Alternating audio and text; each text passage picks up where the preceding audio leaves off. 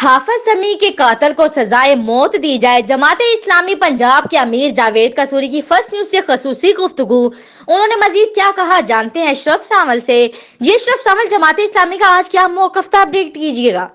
जी बिल्कुल मौजूद हूँ एक मरतबा खुडियाँ ख़ास जामा मस्जिद में, और जहाँ पे कुछ दिनों से ये जामा मस्जिद एक बहुत ही सरगर्मियों में बलौस रही है, और वो कारी समीउर रहमान शहीद के हवाले से कि ताज़ियत करने वालों का यहाँ पे तांता बंधा हुआ है। आज यहाँ पे जमात इस्लामी वस्ती पंजाब के सदर जावेद कसूरी साहब मौजूद हैं, उनसे बात करेंगे। उनकी और भी टीम मौजूद है। कसूरी साहब, पहले तो शुक्रिया कि आप समीउर रहमान, क्योंकि वो कारी साहब का बेटा नहीं, हम सब का बेटा, जिसके लिए आप यहाँ पर हैं। दूसरी बात, मैंने आपको वहाँ सुना और आपने कुछ देर पहले और भी मीडिया से बात की, क्या जो है सिराजुल हक साहब सेनेट में इसकी आवाज़ उठाएंगे या सिर्फ मतलब है कि यकीन दहानी की बात है? नहीं, देखिए, मैं आपसे अर्ज़ करूं कि जनाब सिराजुल हक साहब ज़ैनब कत्ल केस हुआ तो वो कसूर शहर पहुंचे। चूनिया के अंदर 4 बच्चों का कत्ल हुआ तो सिराजुल हक वाहिद लीडर थे जो चूनिया पहुंचे। इस वाक़े के हवाले से भी, चूँकि वो उन दिनों एतकाफ़ में थे आखिरी अशरे में, और फिर ईद उल फितर के बाद वो अपने आबाई इलाके में थे, लेकिन वो मुसलसल राब्ते में रहे हैं।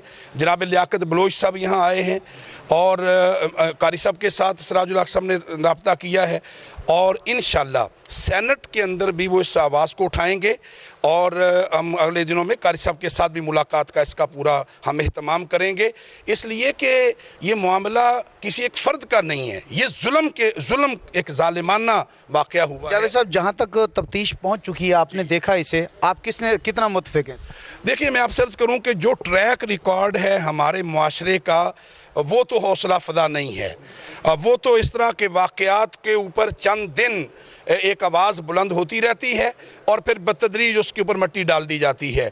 और इस हवाले से जो साहिवाल का वाक़या है और जो मॉडल टाउन लाहौर का वाक़या है, मैं ये समझता हूँ कि ये वाक़यात हमारे सामने हैं। दिन की रोशनी में वाक़यात हुए, लेकिन बिल आखिर लोग बरी कर दिए गए। हम ये समझते हैं कि इसके ऊपर मुआशरे को, सोसाइटी को, सभी लोगों को एक मुत्तफ़िका तौर पे आवाज़ को बुलंद करते रहना चाहिए, और ये जो अवामी प्रेशर है यही दर हकीकत इंसाफ को दिलाने का ज़रिया बनेगा। और इंशाअल्लाह हम इस अवामी दबाव को और इस इज्तिमाई आवाज़ को इंशाअल्लाह हम बुलंद करेंगे। जी जावेद साहब, आपका इशारा ये है कि भी अगर खुदा न खास्ता इंसाफ होता हुआ नज़र ना आया तो आपकी जमात यानी जमात इस्लामी एक तहरीक चलाएगी हाफिज समी के लिए? मेरा ख्याल ये जी कि मसला जमात इस्लामी का नहीं है। मैं बार बार आपसे कह रहा हूँ कि जमात इस्लामी तो शुरू दिन से जुल्म के ख़िलाफ़ और इस ज़ालिमाना निज़ाम के ख़िलाफ़ एक जिद्दोजहद कर रही है, लेकिन मैं इस वक्त पूरे मुआशरे की बात कर रहा हूँ। मैं हूँ, आप हूँ, यहाँ खड़े हुए जितने लोग हैं, हम सारे इस जुल्म के ख़िलाफ़ हैं। और मैं इस मामले को सिर्फ जमात इस्लामी के साथ नहीं जोड़ना चाहता।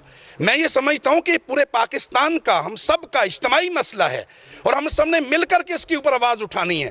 इसलिए हम इसको, यानी अब जमात इस्लामी भी इसके ऊपर फ्रंट पे होगी, लेकिन हम पूरी सोसाइटी को मुतहरिक करेंगे और पूरे समाज को मुत्तहिद करके इंशाअल्लाह हम इसके ऊपर आवाज़ उठाएंगे। नाज़रीन, आपने देखा कि जावेद कसूरी साहब जो वस्ती पंजाब के सदर हैं जमात इस्लामी के, उन्होंने अपना वाज़ेह मौक़िफ़ दिया। मैं बात करूँगा कारी खलीलुर रहमान साहब के पास, क्योंकि आप देख रहे हो कि पिछले कुछ दिनों से हम बार बार ये आवाज़ उठा रहे थे कि DPO कसूर को यहाँ आना चाहिए। ये वाहद प्लेटफार्म था जिससे ये आवाज़ उठ रही थी, और अब क्योंकि परसों DPO साहब यहाँ आए, कारी साहब क्या यकीन दहानी कराई DPO कसूर ने आपसे? यकीन दहानी तो करवा के गए ने, लेकिन मैनू तफशीश इस गल दी, जिस मुजरम नूं मैं अपनी अखां नाल वेखिया गोली मार के मेरे बेटे नूं दौड़ रहा है, मेरा बेटा जो जेड़ा उनदे नाल नमाज़ पढ़न वास्ते आ रहा है, वो पुकार के कह रहा है कि अबू भाई नूं मासूम गोली मार के जा रहा है, और ख़ुद जान वाला मेरा बेटा समीउर रहमान मेरे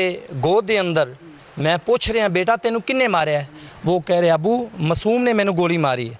फिर तफशीश किस गल दी, तहकीकां दी किस बात दी, मैनू खतरा है, मैनू कुछ चीज़ां मालूम हो रही ने। क्या एक कांस्टेबल नूं, इस पुलिस वाले नूं, पेट्रोलिंग पुलिस वाले नूं क्या बचाने की कोशिश तो नहीं की जा रही? मेरा अहकाम अगे, इंतज़ामिया आगे गुजारिश है कि जल्द जल्द फैसला किया जाए। कारी साहब, हम यही चाहते थे, आपने देखा, इसलिए मैं बार बार अपने प्रोग्राम में ये आवाज़ उठा रहा था कि DPO साहब को आना चाहिए, ताकि पुलिस का जो मौक़िफ़ है आपके सामने वाज़ेह हो जाता। तो अब जो DPO साहब का मौक़िफ़ वाज़ेह नहीं हुआ आपके सामने? ਬਸ ਡੀਪੀਓ ਸਾਹਿਬ ਤਾਂ ਤਸੱਲੀਆਂ ਦੇ ਤੇ ਗਏ ਨੇ ਕਿ ਤੁਹਾਡੇ ਨਾਲ ਜਿਹੜਾ ਹੋਇਆ ਜ਼ੁਲਮ ਹੋਇਆ ਇਨਸਾਫ ਹੋਵੇਗਾ ਤੁਹਾਡੇ ਨਾਲ ਅੱਗੇ ਦੇ ਕਾਤਲ ਦੇ ਹਵਾਲੇ ਨਾਲ ਐਸਐਚਓ ਕਹਿ ਰਿਹਾ ਕਿ ਤਫਤੀਸ਼ ਜਾਰੀ ਹੈ ਐਵੇਂ 1-2 ਦਿਨਾਂ 'ਚ ਤੁਹਾਡੇ ਸਾਹਮਣੇ ਸਾਰਾ ਰਿਜ਼ल्ट आ जाएगा क्योंकि 1-2 दिन बाद तो 14 दिन रिमांड पूरा हो जाएगा ना, फिर उसे जेल जाना होगा। नहीं वो कल तो मेरा रिमांड शुरू होया रिमांड कल तो 7 दिन का रिमांड आया कह रहे हैं कि 7 दिनों तो बिना फिर 14 दिनों का उन्हें रिमांड लिया फिर हाल हुण 7 दिन का रिमांड लिया अगे पता चलेगा क्या कि सानू दस दें तो क्या उम्मीद है?